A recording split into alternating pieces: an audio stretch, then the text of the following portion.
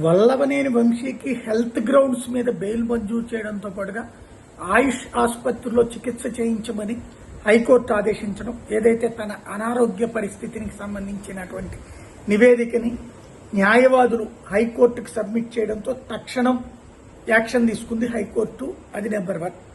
ఇదే సందర్భంలో పిఎస్ఆర్ ఆంజనేయులు ఎవరైతే ఐపీఎస్ అధికారి ఉన్నారో ఆయనకి సంబంధించి బెయిల్ మంజూరైంది. ఏది జత్వానీ కేసులో, ముంబై నటి జత్వానీ కేసులో ఆయనకి బెయిల్ మంజూరైంది. ఆల్రెడీ 2 కేసులు, అందుకనే అందులో బెయిల్ వస్తుందని తెలుసు. ఎందుకంటే దాంట్లో మిగతా వాళ్ళకి ఆల్రెడీ ముందస్తు బెయిల్ వచ్చేసింది.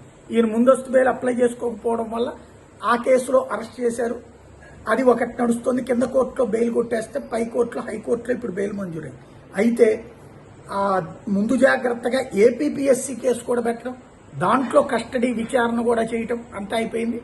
ఇప్పుడు ఏపీపీఎస్సీ కేసులో మాత్రం ఇంకా ఆయన జైల్లోనే ఉండాల్సి వస్తుంది. దానికి కూడా బెయిల్ వచ్చినప్పుడే ఆయన బయటకు వచ్చేటటువంటి అవకాశం ఉంటుంది.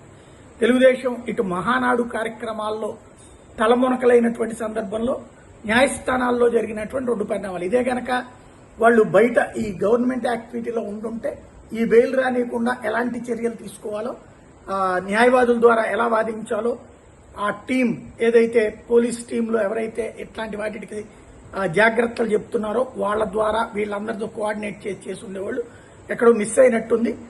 వంశీకి bail, at the same time ఈయనకి బెయిల్, కాకపోతే ఈయన బయటికి రాడు, వంశీ అయితే బయటకు వచ్చేటటువంటి అవకాశం ఉంది. ఎందుకంటే ఆల్రెడీ ఒక కేసులో పొద్దున బెయిల్ వచ్చేసింది.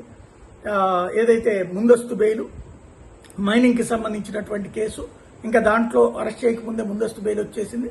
ఇది 2వది. దాంతో వంశీ బయటకు వచ్చే పరిస్థితి ఉంది. పిఎస్ఆర్ ఆంజనేయులు బయటికి రావడం ఇంకా టైం పడుతుంది.